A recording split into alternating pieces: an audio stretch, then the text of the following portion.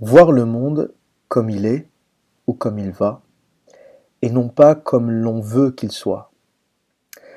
On m'a beaucoup reproché dans beaucoup de commentaires ma vision un peu cynique du monde, en me disant par exemple que dans ma vision des 5% du sommet de la pyramide qui domine le monde, et dans ma vision de l'homme supérieur, je renforçais la vision capitaliste du monde.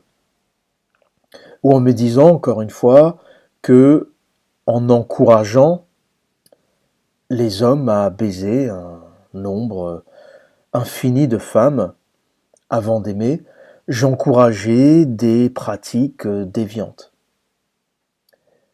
Ce que je voulais expliquer, c'est que je n'ai pas vocation à présenter le monde comme l'on veut qu'il soit. Je présente le monde tel qu'il est avec ma vision lucide des choses. Je n'ai pas vocation à dire le monde c'est bien ou le monde tel qu'il est c'est pas bien. J'observe simplement et je dicte des comportements basés sur mes observations.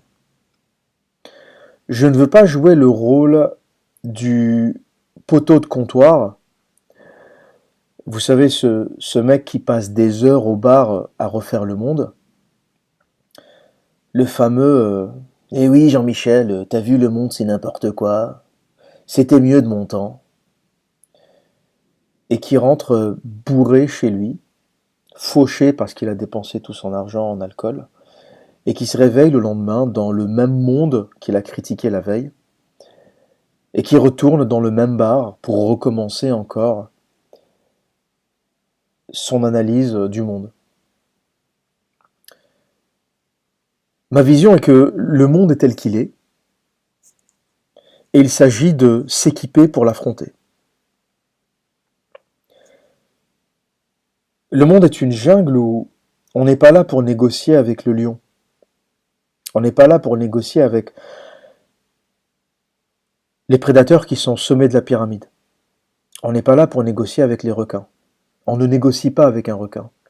Quand vous êtes face à un requin, il a envie de vous bouffer. Votre comportement ne change à rien, il a envie de vous bouffer. Donc ou vous vous équipez pour affronter le requin, ou vous vous faites bouffer. Avoir l'analyse qui consiste à dire ah oui mais c'est pas bien, le requin mange trop, quand même les requins ils exagèrent, ah oui les lions ils font chier, ça fait un peu trop longtemps qu'ils sont au sommet de la pyramide, ça ne vous fera pas plus avancer que cela et on ne sera pas collectivement plus avancé dans la vie. Dire que ma vision des femmes est extrême et elle pervertit un peu la société, dire que les femmes sont hypergamistes, dire que les femmes cherchent leur meilleure option génétique dans la vie et qu'elles se débarrasseront d'un homme dès qu'elles auront une nouvelle option, dire que les femmes sont responsables 70 ou 75% des divorces, dire que les femmes en veulent avant tout à vos ressources, dire que les femmes cherchent les hommes supérieurs, dire que les femmes ont envie de se faire baiser par les hommes supérieurs, les 20% de la pyramide, et qu'elles ne regardent pas ou qu'elles ne considèrent pas les 80% des hommes inférieurs ou des hommes bêta. Et pour tous ceux qui ont du mal à voir ou comprendre ce que je raconte, je vous renvoie vers mes vidéos précédentes. Cela est un regard vrai et lucide sur la société. Ce n'est pas un regard qui a tendance ou vocation à améliorer, analyser. C'est simplement dire les choses crûment comme elles sont. Et c'est ça qu'il faut comprendre pour ceux qui regardent ou qui découvrent mon contenu. C'est que je n'ai pas vocation à affronter le monde. Je veux simplement le comprendre et le prendre pour ce qu'il est.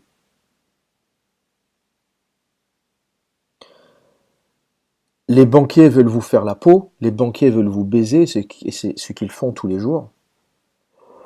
Dire que c'est bien ou pas bien ne changera rien à l'équation. Par contre, comprendre le système monétaire, comprendre le système bancaire, vous apprendra en tant qu'individu à vous en sortir. C'est un peu comme Gandhi qui se met à affronter l'Empire britannique. Petit avocat, indien, maigrichon, qui affronte l'un des plus grands empires qui existaient sur Terre. Est-ce que Gandhi a pris les armes? Non. Il aurait été massacré par les Anglais. Gandhi a simplement compris le système colonial britannique. Il a compris que le système colonial britannique était basé sur le commerce. Si vous voulez faire mal aux Anglais, tapez sur le commerce, tapez sur la finance, et les Anglais seront à genoux.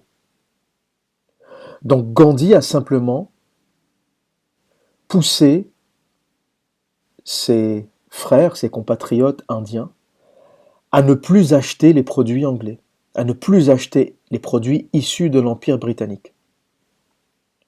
Et ce n'est que comme ça que les Indiens ont commencé à fléchir, que les Anglais, pardon, ont commencé à fléchir en Inde. Gandhi n'a pas eu de grandes idées de monter ou de construire une armée. Il sait que n'importe quelle armée se serait faite massacrer. Il a simplement compris que, en tapant sur l'économie, il mettrait à genoux l'Empire britannique. Et donc aujourd'hui, le seul moyen de vous en sortir, c'est de comprendre le système, comprendre les interactions sociales, comprendre le système monétaire, économique, financier. Et les gens ne sont pas éduqués pour cela, et le système ne veut pas que vous soyez éduqués. Combien d'entre vous savent comment créer une entreprise? Beaucoup de gens se plaignent de ne pas avoir de travail, de ne pas trouver de travail, mais si je vous dis, à tous ceux qui écoutent, à vous, à tous ceux qui écoutent cette vidéo, je vous donne 4 millions d'euros dans les 48 heures, si dans les 48 heures, vous créez une entreprise, vous ouvrez un compte bancaire entreprise, vous me donnez les coordonnées de ce compte bancaire, vous me donnez les coordonnées de votre comptable, vous m'indiquez quel est le capital que vous avez mis dans cette entreprise, et je vous donne 4 millions d'euros dans les 48 heures. Je suis sûr que 99,5% d'entre vous ne savent pas comment créer une entreprise, là au moment où je vous parle, et je le sais parce que moi-même, il y a simplement moins d'un an, je ne savais pas comment le faire. J'ai créé la mienne il y a à peu près 9 mois maintenant, et il y a 9 mois ou plus de 9 mois, je n'avais aucune idée de comment cela marchait. Tout simplement parce que je n'ai pas eu l'éducation, j'ai fait 8 ans d'études, 8 ans d'architecture, et on ne m'a jamais appris comment monter une SARL, quelle est la différence entre une SAS et une SARL, comment varie le système d'imposition sur les deux types de sociétés, quelles sont les implications juridiques entre être libéral, être en SARL, être en SAS, quel est le capital à mettre dans une entreprise, 1 euro, 10 euros, 1000 euros, 1 million, comment définir cela? On ne le sait pas. Et jamais dans votre cursus, à moins que vous ayez fait école de commerce ou économie ou des choses assez précises ou école de banque, jamais on ne vous apprend qu'est-ce qu'une taxe, qu'est-ce qu'un impôt, qu'est-ce qu'une TVA. Vous entendez les noms, mais vous ne savez pas techniquement, mécaniquement comment cela fonctionne. Aucun de vous n'est capable aujourd'hui de me dire que fait-on avec l'argent de la TVA? À quoi l'argent de la TVA sert-elle? À quoi les 20% de valeur ajoutée sur les produits que l'on achète sert? Personne n'est capable de me dire aujourd'hui quel pourcentage de ce que vous gagnez ou de ce que vous produisez part en impôts. Parce qu'on ne veut pas que vous le sachiez. Et parce que si vous le savez, vous allez péter un câble et vous allez tous sortir dans la rue.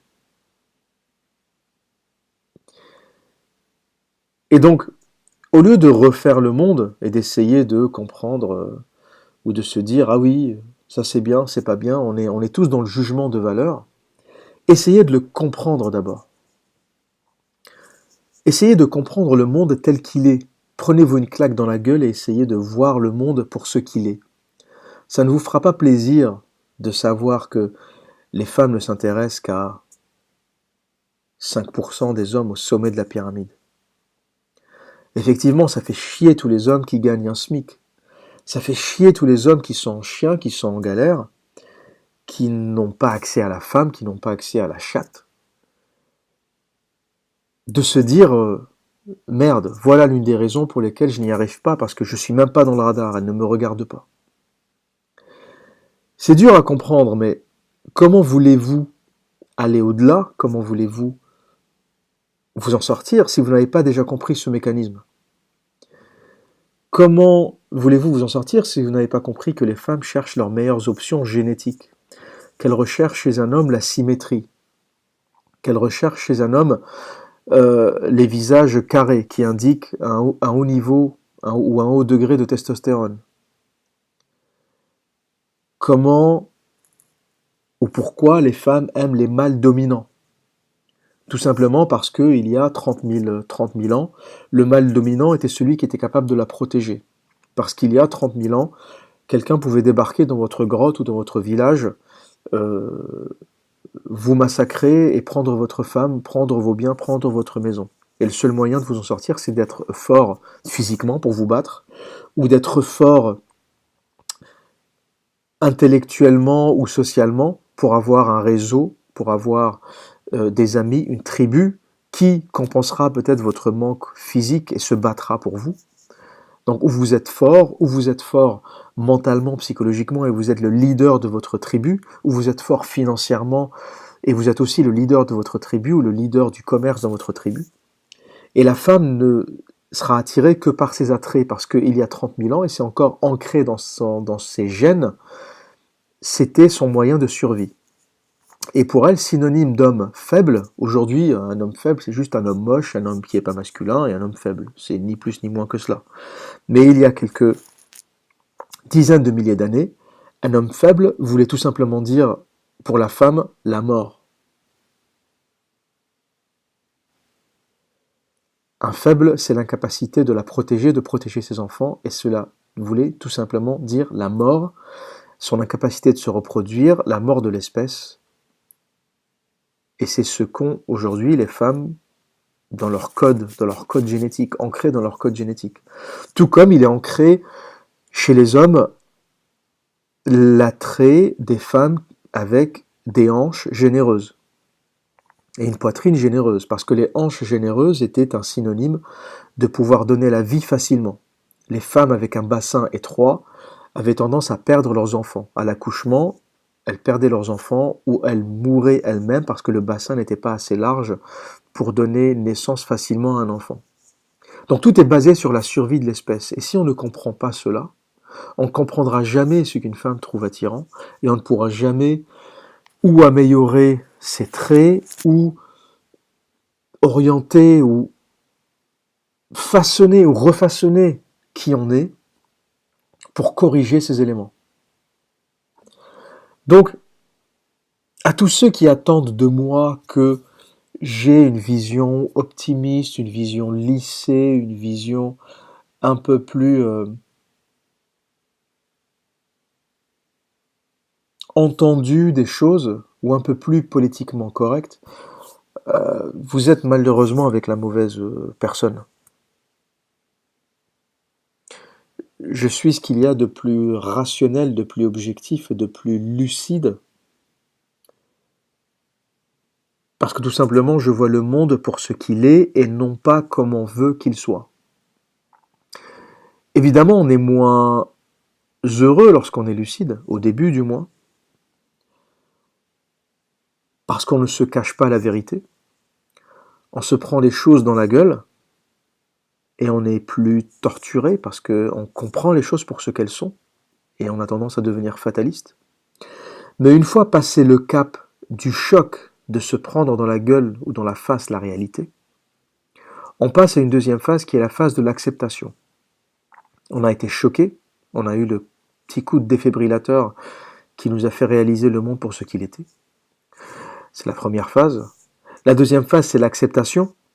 J'ai compris, le monde est un endroit pourri, dominé par des banquiers, qui me prennent mon argent, je paye des impôts énormes, je vis dans un appartement de merde, je prends le cas de quelqu'un de basique qui écouterait cette vidéo et qui aurait toutes ses excuses et ses critiques à se faire sur lui-même, célibataire, j'aime pas mon entreprise, je me fais chier dans ma vie. Vous prenez tout ça dans la gueule en vous disant, vous regardez votre femme, vous la trouvez moche, grosse. Et au début, c'est un sacré paquet de choses à se prendre dans la gueule. Et ensuite, vous arrivez à l'acceptation, en vous disant, bah, finalement, c'est la réalité, tout ça. C'est un peu dur à accepter, mais c'est la réalité. Et la troisième étape, c'est que vous vous mettez en route vers la recherche de qui vous êtes réellement. On commence, ou on ne peut commencer à devenir l'homme supérieur, l'homme qui est en accord, en symbiose avec lui-même, une fois qu'on a passé ces deux premières étapes. 1. La réalisation, l'acceptation, la compréhension du monde tel qu'il est plutôt. 2. L'acceptation de l'état de fait. Et 3. La marche vers la réalisation. La marche vers ce qui est le destin de tout homme, qui est de devenir cet homme supérieur qui a transcendé ses peurs, ses complexes, ses angoisses, et vous passez du poteau de bistrot qui passe son temps à refaire le monde et à rentrer chez lui bourré, fauché, à cet homme qui est sorti du bar, qui s'est pris le monde dans la gueule, qui l'a accepté pour ce qu'il était, et qui, comme les grands hommes de ce monde, comme Christophe Colomb, a pris un bateau et qui a commencé à chercher la meilleure route vers les Indes, pour finalement trouver un autre continent, les Amériques. Mais au final, on s'en fout de ce qu'il a trouvé. Ce qui est intéressant chez Christophe Colomb, c'est le parcours.